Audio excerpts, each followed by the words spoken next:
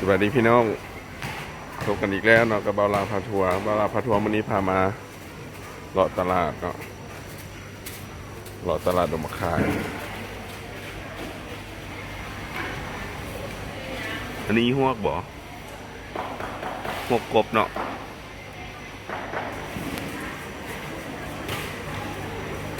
นี่เครื่องแกงหน่อไม้เครื่องแกงเห็ดเบิ่งหน่อไม้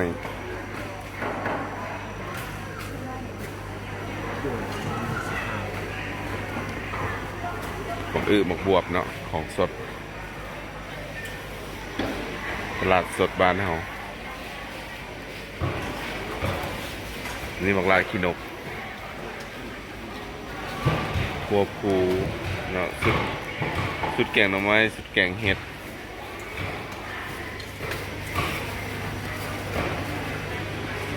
ว้าวปลาตัวบักแงเลย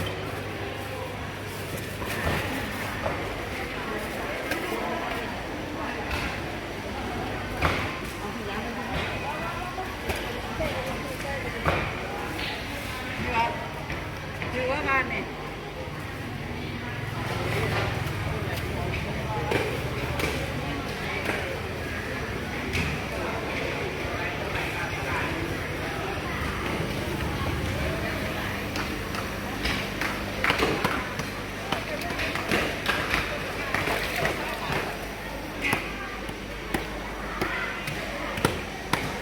ตอนนี้บาลาพามาเลาะตลาดตรงมาขายเนาะ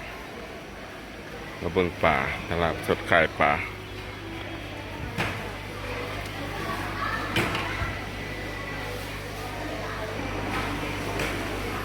ว้าวปลาตองพ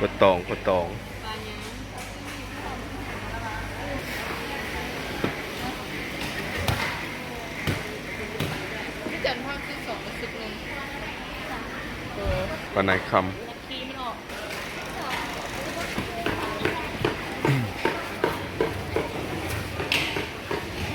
ำเชี่ยงเชียว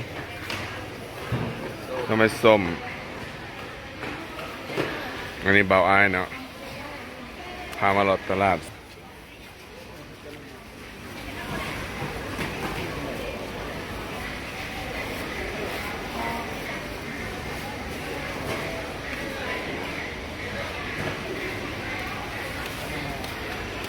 ได้แล้วพอแล้วยังเรากันนะนี่ผักสดบ้านเฮา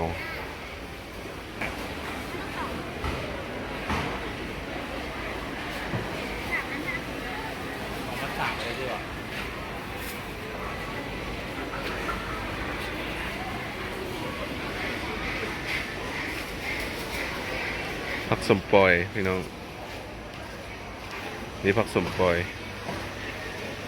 ผักแวนเนาะผักขมแดงขายจากเจ้าไหนผักขม3,000-10,000ได้ปะว้าบรรลุเลยว่ะ3,000 เดี๋ยวบาลาจะซื้อตัวนี้เนาะไปซุปแมลงบักวินไม้หน่วยหนึ่ง5,000ซิซุปว่าได้แซ่บตัว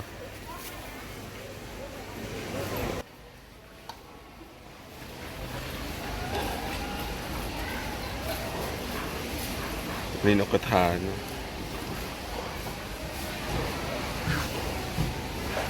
อันนี้ไม่อย่างเลยผำพี่น้องเคยเห็นได้นี่ประเภทยังกิน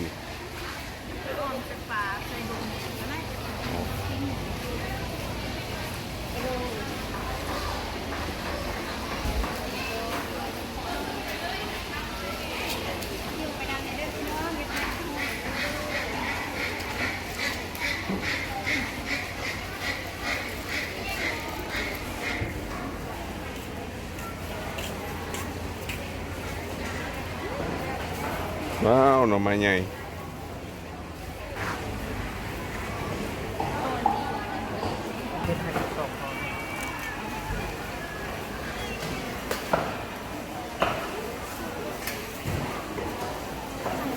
อันนี้เห็ดอย่างอ๋อเห็ดบีโอ้อันนี้มะเขือขี้หนูเนาะพี่น้องเห็ดเฟือง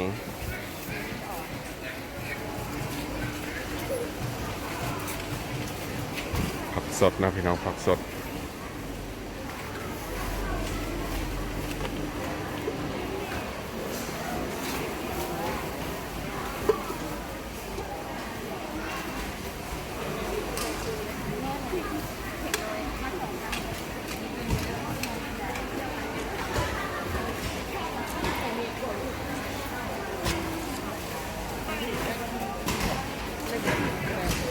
นอไรต้มว้าวแป้งน้อยเนาะตลาดเห็ดเฟืองเห็ดนางรม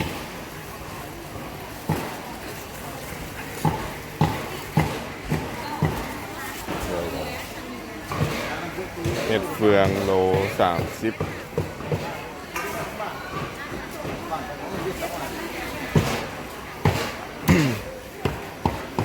ส่วนขายซีนเนาะพี่น้อง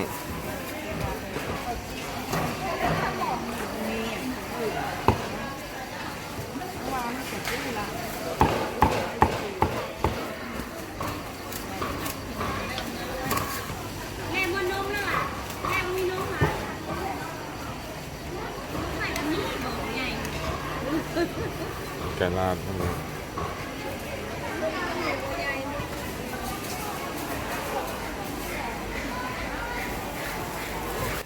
ส้มหนังนะพี่น้อง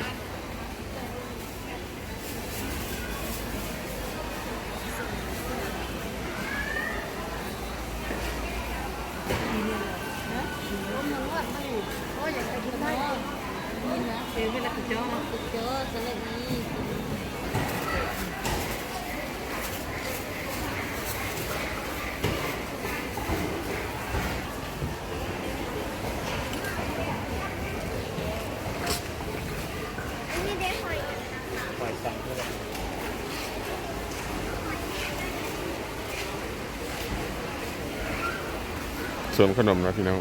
จะเป็นขายขนมอึ่งขนมปอเปี๊ยะ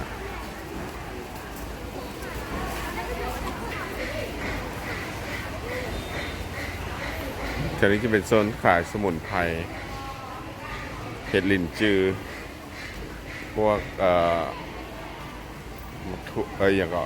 เม็ดผักอีหุ่มเนาะมักตูมตัวนี้จะเป็นขายสมุนไพรขายกระเทียมว้าวตัวโตเนาะบอก เรามาจากเชียงขวาง ตัวมาที่เชียงขวางขายจะแนน กินน้ำข้าวค่ะ ขีด125,000พี่น้องมาเด้อมาซื้อซอยกัน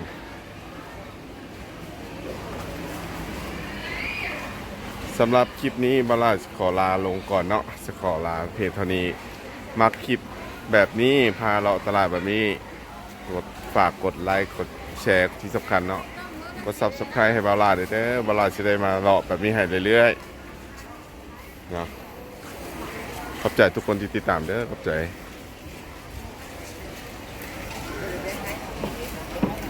ปิดท้ายด้วย